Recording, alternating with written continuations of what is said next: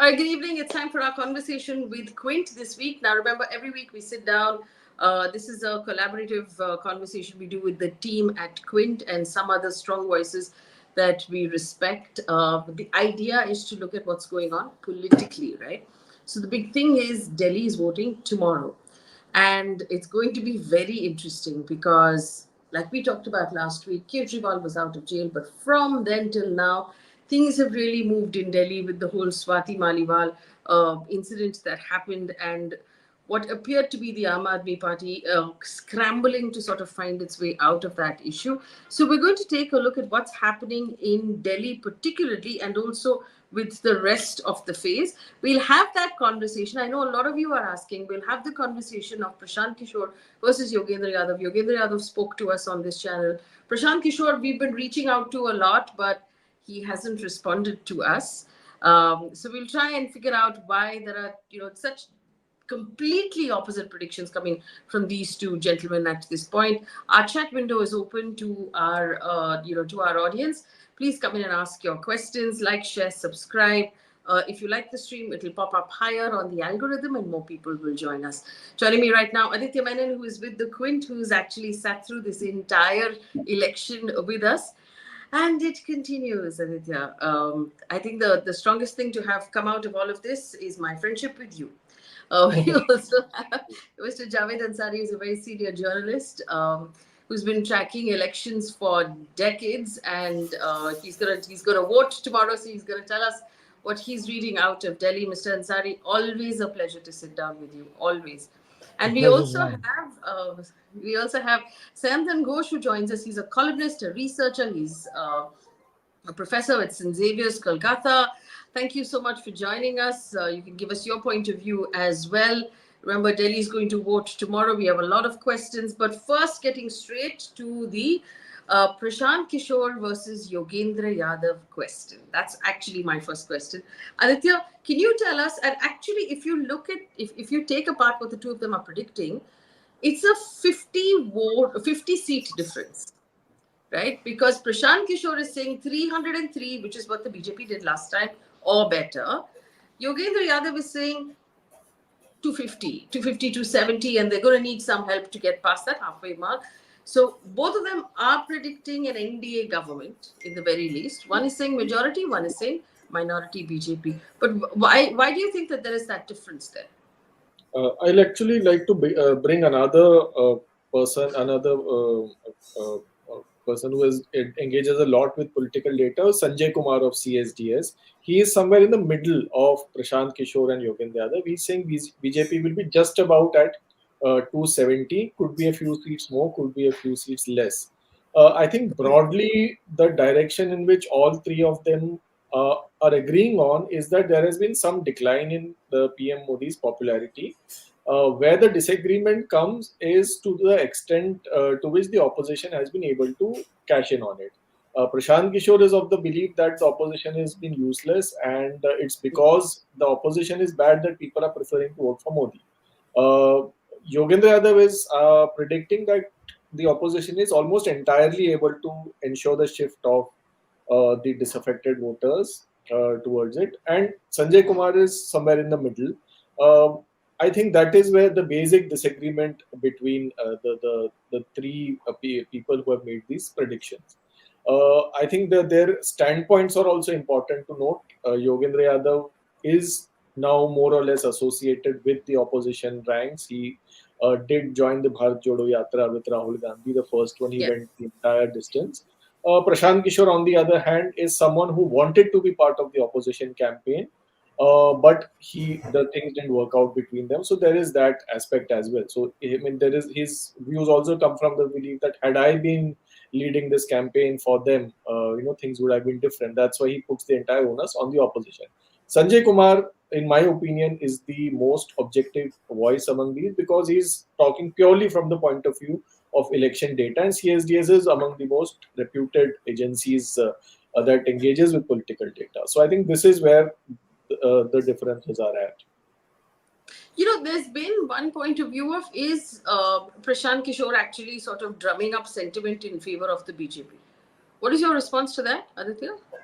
I don't think that he needs to do that. I do feel that a lot of what he's saying comes from his souring of relations with the Congress, and it's a little more out of irritation. Some would say spite towards the Congress for not giving him the kind of opportunity that he wanted, rather than any desire to actually see the BJP win this election. Mr. Ansari, same question for you. We're seeing these sort of different, and while in the numbers they're not very different from each other, in point of view they're very different. I want to first understand from you, do you have a number that you're leaning towards? And what is your reading into all of these predictions? Look, I don't have a number. I'm neither a psephologist nor a political astrologer. And because of my health concerns, I haven't been able to uh, move around too much. So a lot of what I have gathered is anecdotal and from sources. My hunch is that, for one, I have not met anybody apart from Rahul Gandhi who believes that the BJP is going below 200, who believes that the BJP is not coming to power. In fact, Rahul Gandhi believes that they may even go below 200. Having said that, my own hunch is that they will be, if they don't have a majority on their own, they'll be thereabouts, say 250, 240, 250, and that should not be much of a problem. I do believe that even if they are at 220, they'll be able to form the government because they'll be the single largest party, a pre-poll alliance. They'll be given the first shot at government making, and with their strong allies, the ED and the CBI and the income tax, and if they'll be able to swing it. How stable that entity will be, I don't know. A lot of people raise questions on whether, given Mr. Modi's nature, whether he'll be able to run a coalition. Look, I believe he will, not with the same authority, but he will, because when the need arises, he can be very flexible, very humble. He'll call Chirag Paswan his beta, and when there is no need for Chirag Paswan, his is a clear on, if you're useful to him, it's fine. If you're not useful, then you can be discarded. So Chirag Paswan was unceremoniously dumped out of his father's house on Janpat, right next to 10 Janpat. So that is the case. As far as this difference between Prashant and Yogendra Yadav is concerned, look, if there is one job that Prashant Kishore covets and hasn't got it till now, it's the Congress account. And the reason for that is Rahul Gandhi. Prashant Kishore doesn't just, when he takes over an account, he's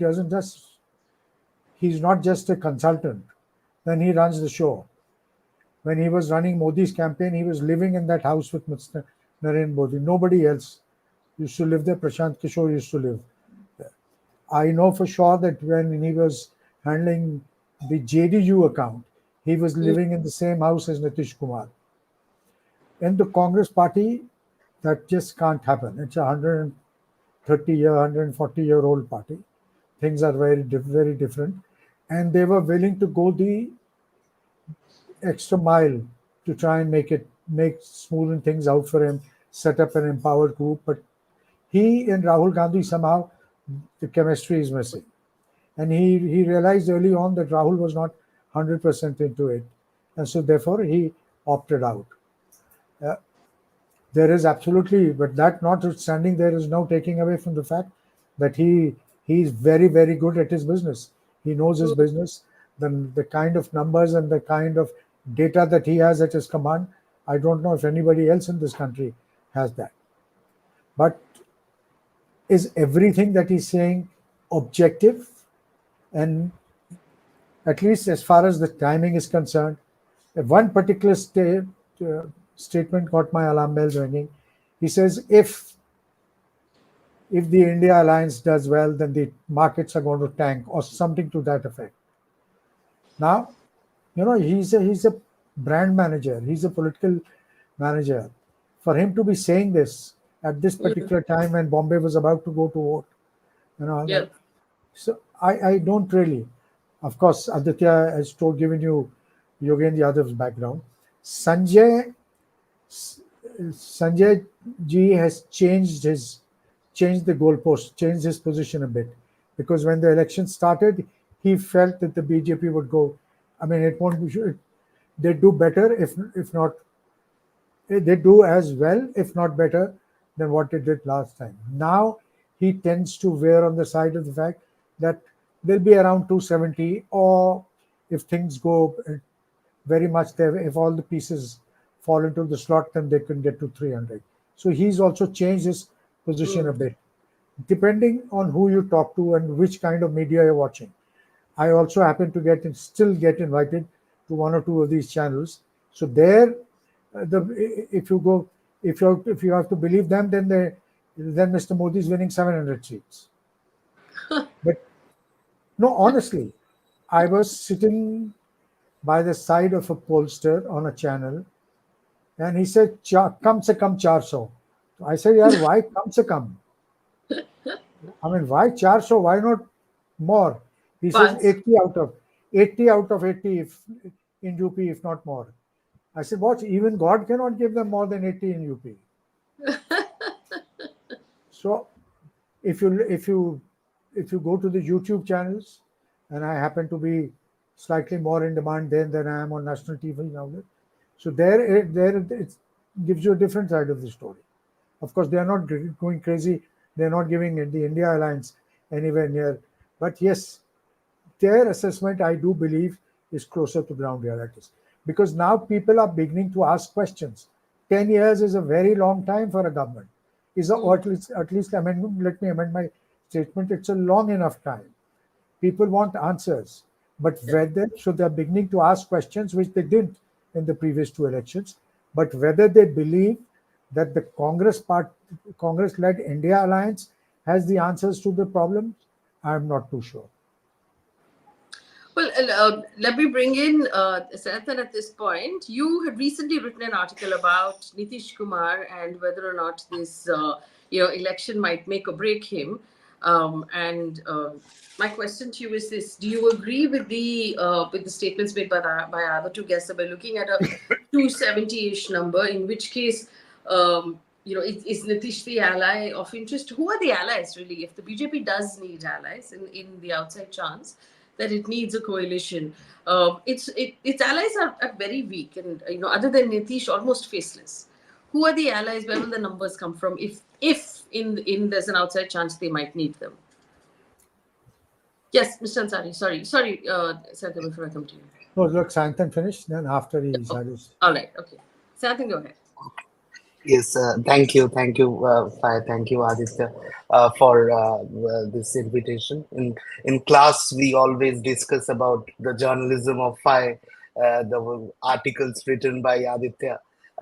So when I talk to my students, but here, so I am not very good at like numbers. That is not my strong point. So I will not go into numbers. But one thing which I would like to say, what I think Aditya also pointed out, and Mr.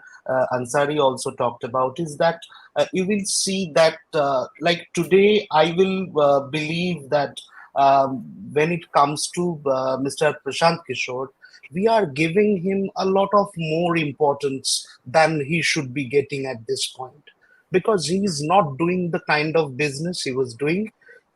Whether he's out of the business, we do not know. What he's doing at this stage is he's working in Bihar, Jan Suraj Yatra. That's a completely different kind of a thing. I think that some sections of media is giving him a lot of attention, and what he's talking about, you will see that there is a pattern. What he's talking, I'm not saying that what Mr. Yadav is talking about, there is no pattern.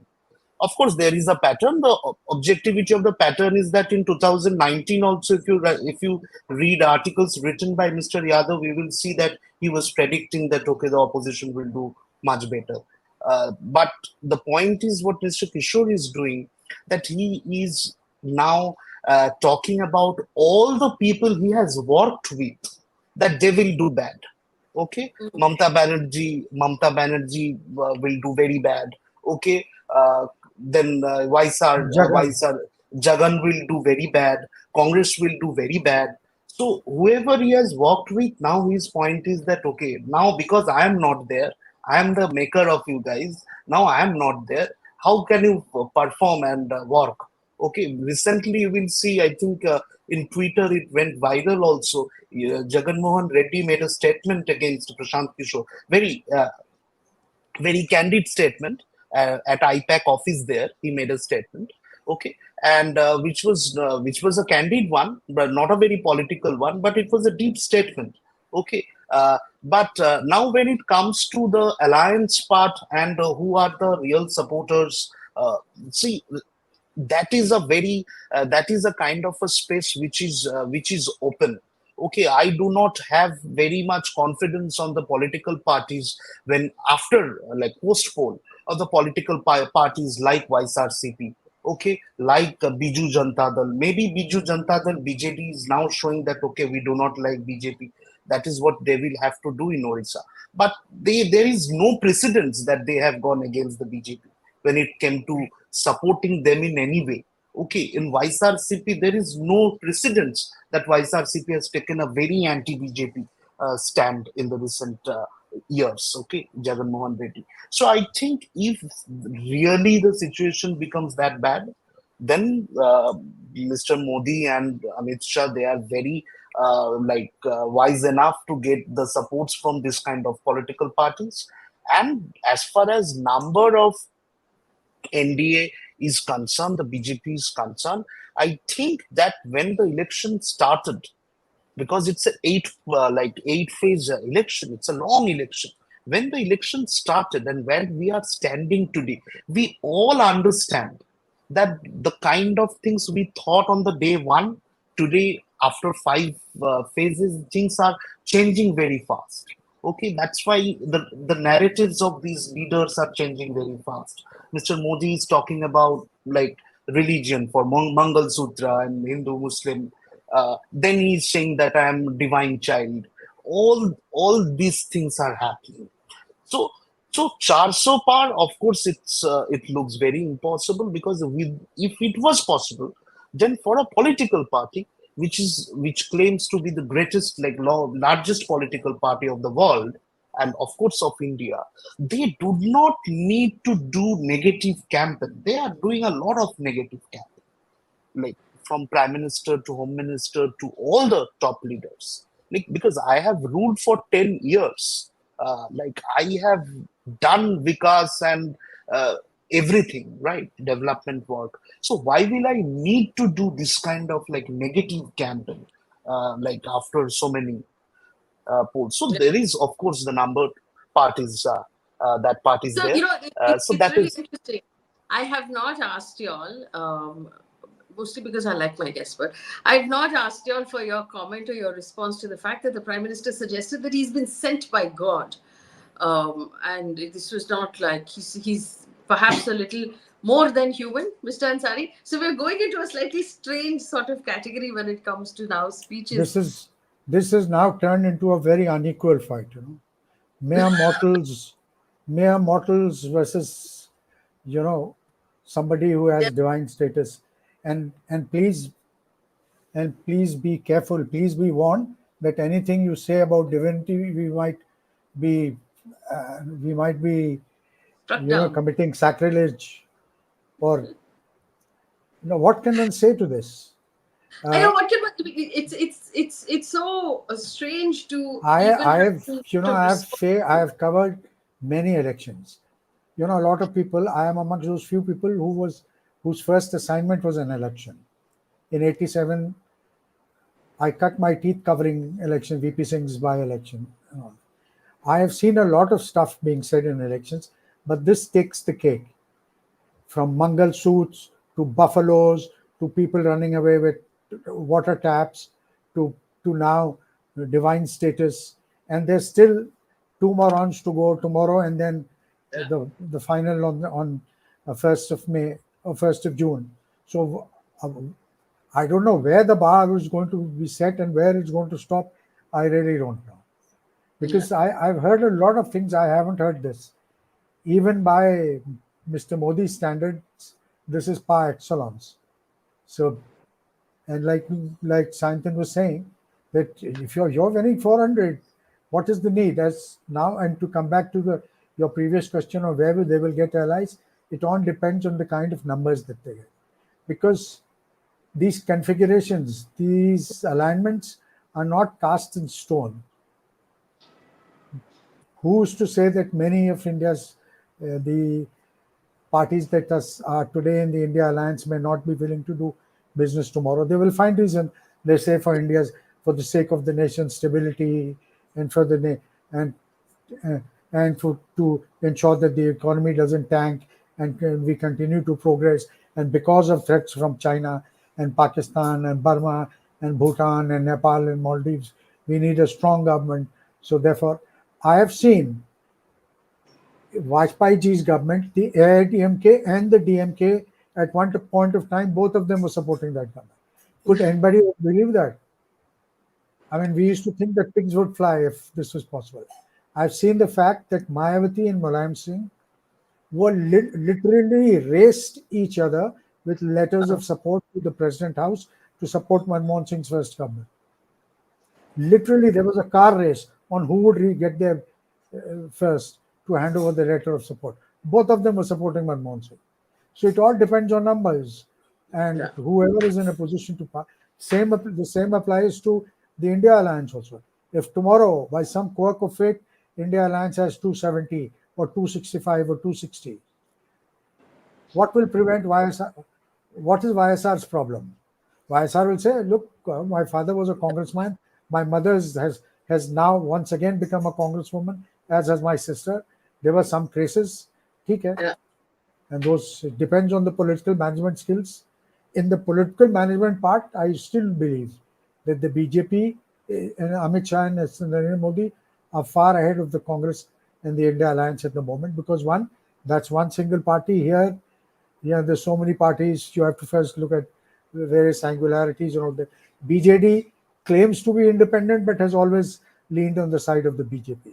So BJP will be there.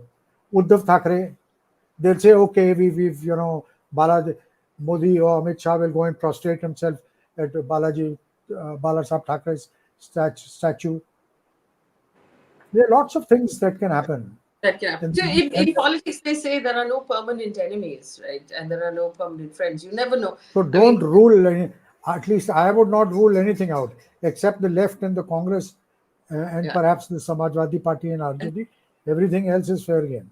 Everything else is fair game. We have a question from Malvika Sharma. Very good question. Malvika, thank you for supporting us. The money you give us in support will be used for salaries and equipment.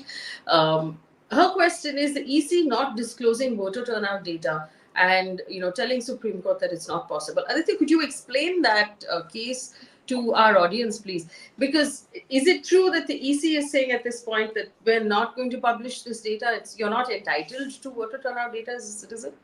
So EC's explanations are a bit strange. They are saying that we cannot publish this data, and they are also saying that if we publish this data, it could create distrust towards the system.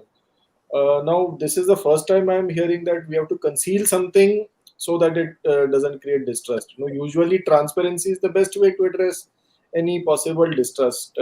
So, I mean, there are definitely a lot of questions regarding the EC's credibility, and be it again, responding to hate speeches, they have not taken any action. To voter suppression, the kind of incidents we saw in Sambhal. Again, EC didn't do anything. We saw BJP leaders' sons trying and casting 8 votes somewhere. Those are incidents that were caught on camera. We don't know how many incidents like that have taken place outside of camera. So a complete transparency in electoral data was the bare minimum the EC could have done in this case, but they are being particularly opaque. Then regarding 17C, Form 17C, which is given to parties on the total number of votes cast in a particular constituency. They are not, they're creating problems in releasing that data as well. So I think at every point, EC, they are not releasing the total votes cast in a particular phase in absolute numbers. they're releasing it in percentages. So it has really given rise to a lot of questions that actually in some phases the total number of votes cast has actually reduced. There are people who are making these claims as well. And EC is not helping any of these matters by its stubbornness. Yeah, and so my understanding is, Aditya, that if someone wanted to find out votes cast, they would actually have to go booth to booth, Yeah. because each party is entitled to that information. Then they have to collate all of that and do the arithmetic themselves, and then find out if that final percentage that they have worked out, actually agrees with the EC number, and then if it doesn't, what can they do about it? So effectively, it's just making it more difficult, right? Even for the parties to be able to track. Is that correct? Yes, absolutely. Even for parties, again, after the end of polling, they'll have to go booth by booth, as you're saying. So in most cases, parties don't have so many people to sort of put in for this kind of exercise in every seat. I'm sure they can still do it in some places. I remember a few days back, DMK put out a tweet from its official handle that their cadres and their data team is actively now trying to compile the 17 seat data, and they will make it public from their own end. But this is just one party in a state that has voted a month ago. A month Uh, ago. yeah, so it's going to be very difficult for parties to carry out the same exercise in all the phases. Yeah, so Mr. Ansari, I know I've asked you this question before, I'll ask you again. Given the latest sort of response the EC has given the Supreme Court, and everybody's asking this, right? I mean, all of these questions, this conversation we're having, the articles that everybody's writing, the traveling, the asking of questions is moot if we can't trust the Election Commission of India, and they're not offering us a free and fair election. In your opinion, are we looking at a free and fair election? Should we all just go home? Well, I have my doubts. I do believe that this is the weakest, the most effete, and the most stubborn, non-transparent election commission we've had in my 40 years of journalism. And I am also a tad disappointed with the position adopted by the Honorable Supreme Court.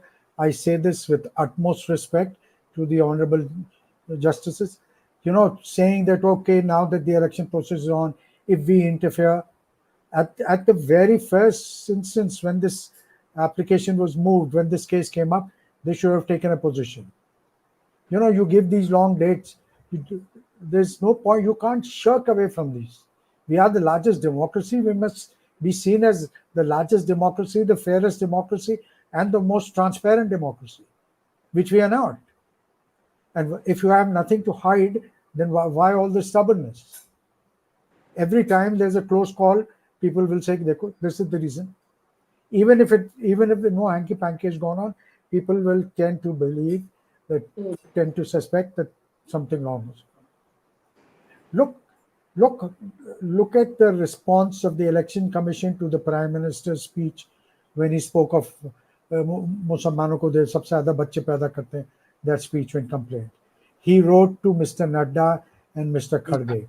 And now when the election is in its penultimate stage, they have said keep chief campaigners, and there is general advisory. Like we used to attend these moral science classes in school. There's a general advisory: be good students, clean your nail, brush your teeth. This is the kind of thing that people should, people should refrain from doing it. Hold the person accountable. Whoever is doing it, hold it accountable. Now we know why they got Parliament to overturn the Supreme Court verdict and remove the Chief Justice from the selection panel of the Chief Election Commissioner. This is why, so that they could turn and arm twist the EC, nudge the EC into whichever direction, and get them to do whatever they wanted. So these are all handpicked people of this government, and whichever government is in power. We've also had election commissioners during the Congress government rule whose conduct was not entirely above board. So, I mean, I'm a great one for checks and balances. This kind of absolute authority being vested in the power in one person and one entity is a recipe for disaster. That's actually deeply distressing, and fundamentally, our democracy is based on a foundation of free and fair elections. And if we don't have that, then really there's a shadow over all of that. I want to draw attention now to Delhi. There are questions about that as well. But first, let me just thank Masha Rabi for your contribution. You're talking about corruption. Will that largely be seen in Delhi as well? Avi, thank you for your contribution as well. Delhi, of course, now everyone's talking about the Swati Maliwal assault incident. It has drawn headlines and it has drawn attention away from Arvind Kejriwal's campaign, because he had 2 days between coming out of jail and when this incident happened. And in those 2 days, he said a whole bunch of things about the BJP. But since then, stuff that he said has actually not been carrying headlines as much. At the same time, though, I want to point out as a woman that women's issues rarely change voter behavior in our country. Do you think, and this is to any of the three of you who wants to answer this, do you think the Swati Maliwal issue right now will change the way Delhi votes in any direction? Whoever wants to take it. I think Sayantan has been closely watching AAP, so I would actually like to take Sayantan's viewpoint on this. Go ahead, Sayantan. You're on mute. Yes. Yeah. Yeah. So, as you rightly said, that the woman's issue, will that be have an effect? Like, I am from West Bengal. Okay, you know that the Sandesh Khali incident, which happened in West Bengal, it created lots of noise on the ground. It's a completely issue where the woman came in front and complained about the alleged sexual harassment by TMC leaders. And so, but that also in today's political context, if you take West Bengal's context, it is not, the controversy is there, but there is no prediction that the women are voting differently this time for Mamata Banerjee, right? So in similarly in case of the Aam Aadmi Party, so there are, as I think in last program also you mentioned, there are several theories there regarding this incident, why this happened, and all these issues are there. But at the same time, I believe that what BJP is trying to do, whether they are behind this and not, I'm not going there. But what BJP is trying to do is ensure a swing of some voters, a floating voters, that if you see the, like in terms of Delhi's numbers, you will see that whenever there is a Lok Sabha election, the party which gets all the 7 seats, where 2014 and 19 the Aam Aadmi Party, the BJP got all the seats, they got around 57-58% votes. Okay, and BJP's general standard, in where they are very poorly performing, like for example in 2014, in 2000, like any assembly election there, that also stays around 35% vote share. Okay, and then the Aam Aadmi Party. So they need to. There is a floating voter of around 15%. Okay, so whoever, if these 15% votes for the Aam Aadmi Party, then Aam Aadmi Party will do very well. If they vote for the BJP, they will do very well. So they can win the seats. So that is what the BJP is trying to, in any way.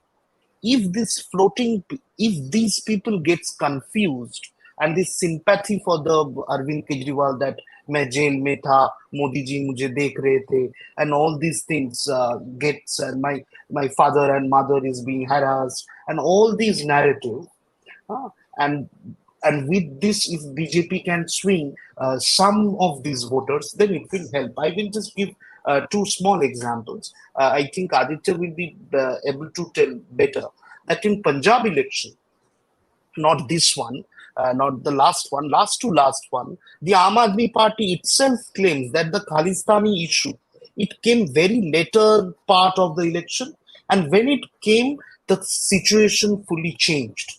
Like within some days, the complete narrative changed, and Aam Aadmi Party was expecting that they will do better, but it changed. If you see 2019 Lok Sabha election in Delhi, you will see that the Aam Aadmi Party was thinking that okay, they will do very well, and Congress its alliance was not there.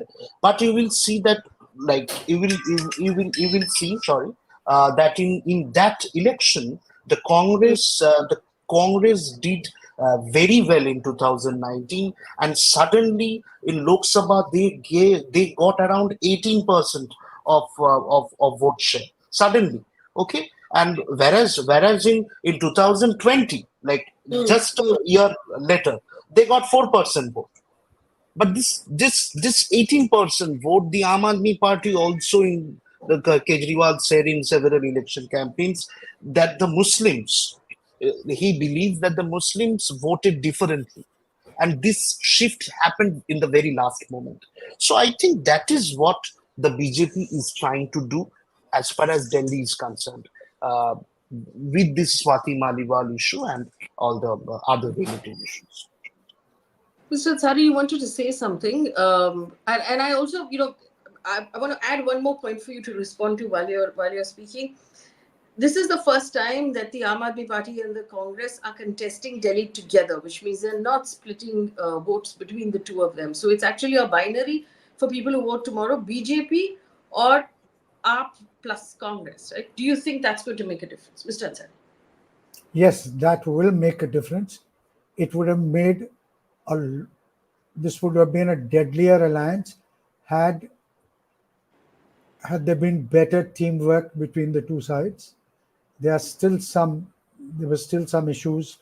Kanhaiya Kumar did a very good thing. He went and met Mrs. Kejriwal. Then even when Kejriwal came out, and Kejriwal went for a road show in Mr. Udit Raj's constituency. For some strange reason, Mr. Udit Raj failed to turn up. The Congress candidate from Chandni Chowk didn't show while he was okay with Mr. Kejriwal, because a lot of the people who crossed over to the Aam Aadmi Party were originally from the Congress, so their tuning they were not on the same wavelength. So that being said, it has led to a consolidation of the minority vote, which would otherwise have been divided. Could they have done a much better job? 100%. But nonetheless, as far as this Swati Mahewal incident is concerned, distasteful as it is, they ought to have, Aam Aadmi Party ought to have handled this much, much better than they have done. They are now running for cover. They ought to have done a much better job of it. You have the aide had no business holding her by the arm and leading her out. In the Chief Minister's house, there are female cops as well. They could have done the job, assuming, if I were to buy the Aam Aadmi Party's argument, that she'd been set up by the BJP. Even in that case, there are ways of handling it. Whether to what extent this will affect the chances. Look, a lot of the Aam Aadmi support base is not from the chattering classes. The residents of Vasant Vihar, Maharani Bagh, and in West End and Ashok Vihar don't turn out in very large numbers to vote for Aam Aadmi Party. Their voters come from the middle class, lower middle class, and to them, it makes not much. It doesn't make much of a difference. I asked my maid today, and she said, "Nahi, hum to jhadu," because I asked Swati Maliwal, she hadn't heard about it. He says, "Kaun hai, pata nahi, sach hai, jhoot hai, kya hai?" He says, we are getting free water, free electricity, mohalla clinics. Our children are going to reasonably decent schools. Nobody else has managed to do this. So we will vote. We will continue to vote. The last two times we voted for Jhadu. This time also we will vote for Jhadu. So Mr. Ansari, out But of the 7, which up till now the BJP has swept in 2 straight elections, the 7 seats, do you expect a different outcome this time? I do expect a different outcome. It will not be 7-0 either way. Okay. Aditya, what's your reading of Delhi? Are you voting in Uh, Delhi? yeah, I'm voting in the Northeast Delhi, where Kanhaiya Kumar and Manoj Tiwari are contesting against each other. So it will be an interesting seat. Uh, uh, I agree with Mr. Ansari. It's not as it may not be as one-sided. The issue is, I think BJP won many seats by very huge margins. West Delhi, South Delhi, Northwest Delhi, in particular, the margins were smaller in Chandni Chowk, New Delhi. So I mean the calculation then would be that probably New Delhi, Chandni Chowk, Northeast Delhi might be slightly more achievable seats for the opposition. But I mean, if Delhi is a national bellwether kind of state, it has voted in the direction in which the national wave has gone. So it's also not a state where the battles are very localized.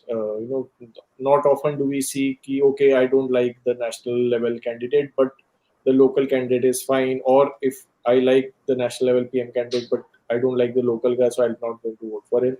One doesn't often see such kind of voting pattern, but obviously the Kejriwal factor and Kejriwal's arrest has really changed the landscape here, and people who have benefited from Kejriwal's rule, I think there could be a lot of sympathy for him among them. Yeah, So Aditya, what I found interesting, sorry to interrupt you, is this, right? Up till now, the people of Delhi have had very sort of, they would vote for Kejriwal for state because that is what they wanted, and they would vote for Narendra Modi for the center. But Kejriwal has gone around saying, if you don't vote for me, I will have to go back to jail and I will no longer be your chief minister. So he's found a way through his campaign to sort of cross those wires and say, hey, if you want me to be chief minister, you have to vote for me in this election as well. Do you think that's a successful campaign? Or he it's might a have effective, failed? it's a strong pitch, and it really increases the stakes in this election, because otherwise people would have still gone and ahead and voted for Modi at the national level, and expected that okay, we can go back to Kejriwal anytime. So he's really increased the stakes here. The only difference is that Kejriwal doesn't have the element of bhakti that we see among Modi supporters. So I don't. So it remains to be seen what kind of what's the kind of positive swing that the Kejriwal's appeal is going to bring for the India Alliance. Mr. Faye, I Ansari, just wanted to, yeah, yes. of all these people, Kejriwal is not a career politician. I mean, he was an IRS officer who's only entered politics 10 years ago. But in this election, his interventions have been the most political. When he came out, he said, "You're not actually voting Modi because Modi will be Yes. PM only for a year. After 75, he'll go into retirement, and then Mr. Shah will come in." And then Yes. he is also tried to play fish in troubled waters as far as, I mean, it's an open secret that Mr. Yogi and Mr. Shah are both pretenders or contenders for a position for a scenario where Mr. Modi is no longer PM, and they would hope to succeed.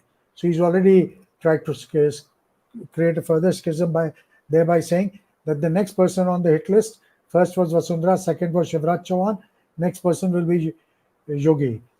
So, and now even on this, the point that Aditya was making, that if you want me to continue as CM, then vote for me. Otherwise, on the second, I have to go back to jail. So day after tomorrow, he'll go back to jail, and I will no longer be there to serve you. So he's made the political interventions. All the others, of course, are batting along stated lines. Rahul Gandhi, you know what to expect. He will go hammer and tongs. Tejasvi will speak of reservations. Akhilesh will now start talking of PDA and stuff like that. DMK, Stalin, everybody. But Kejriwal has thrown in this googly, which the BJP took a day or two to realize what he was up to and then respond.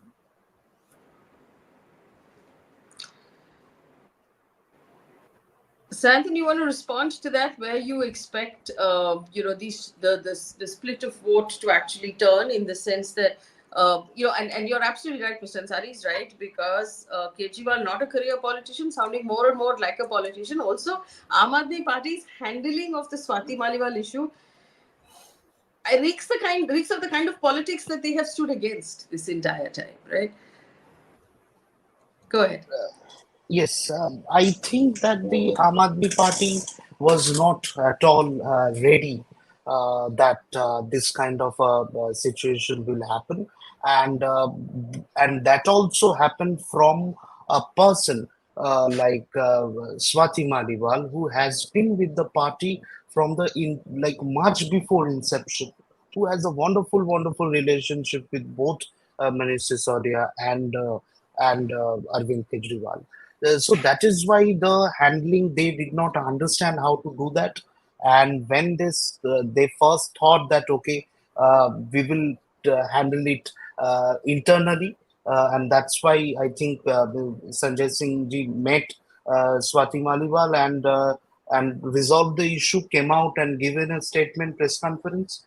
But immediately second day, because he went to Lucknow and the picture and everything, Swati Maliwal, she went to the police and filed a complaint. They did not realize that it will happen. There was not like, there are certain points which are coming here.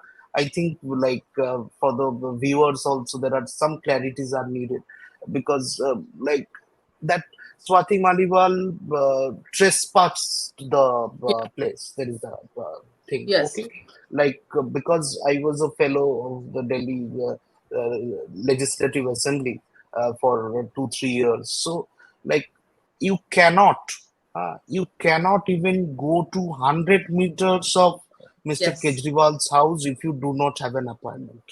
Yes. If you are going to protest also, then also beyond 100 meters there are barricades. You will have to stand there.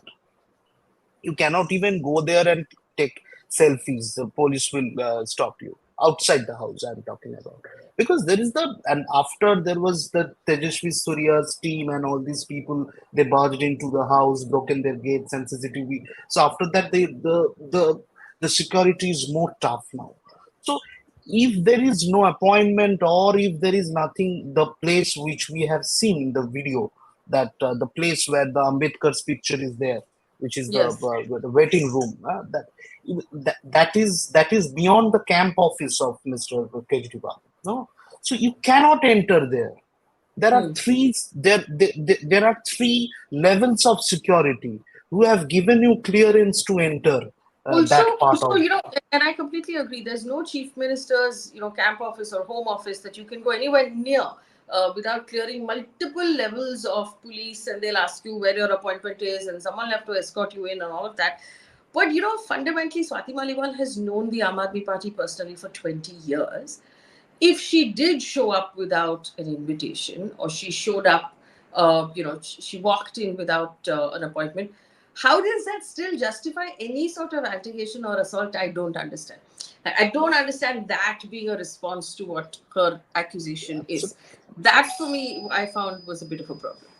yes, yes, absolutely. Like it is like whatever the Aam Aadmi Party is saying, they are maybe addressing the people, their voters majority.